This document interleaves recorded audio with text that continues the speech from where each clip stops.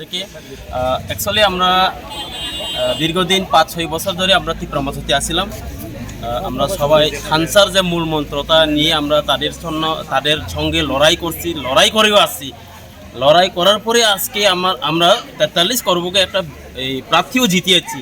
কিন্তু দেখা যাচ্ছে সেই প্রার্থীর জন্য আমরা সারা দিন সারা রাত না ঘুমিয়ে আমরা সবাই অক্লান্ত পরিশ্রম করে আজকে সবাই বুদ্ধি ৪,০০০ ডিফেক্ট করে আমাদের এই যে বিজেপির প্রার্থী আসলে ওনাকে পরাজিত করে আজকে ওনাকে আমরা জিতিয়েছিলাম। কিন্তু দেখা যাচ্ছে আজকে একদিনও না, আমাদের সারা দিন ফোন করলেও আমাদের ফোন কোনো রিসিভ হয় না। কেননা জানি না তাদের মনে কি আছে, আমরা জানি না।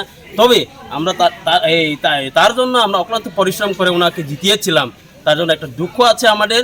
এবং দেখা যাচ্ছে এখানে আজকে সকালে আমি একটা মিডিয়ার মাধ্যমে একটা চ্যানেলের মাধ্যমে আমি দেখছি আমরা নাকি মঠার নেতৃত্ব না, আমরা নাকি আগেই বিজেপিতে ছিলাম।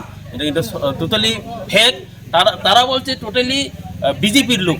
আজকে আমরা যদি বিজেপির লোক যদি হতে থাকতো তাহলে প্রমাণ দেখান।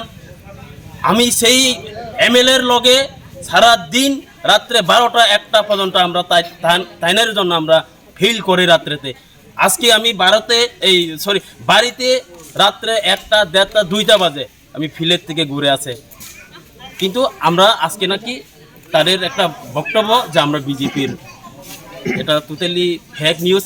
তারা যে বলছে এখানে আমরা সবাই মিলে তীব্রমঠা বা সিপিএমের হয়ে আজকে ৫৩ ফ্যামিলির ১৭৪ ভোটার আমরা সবাই বিজেপিতে সামিল হয়েছি।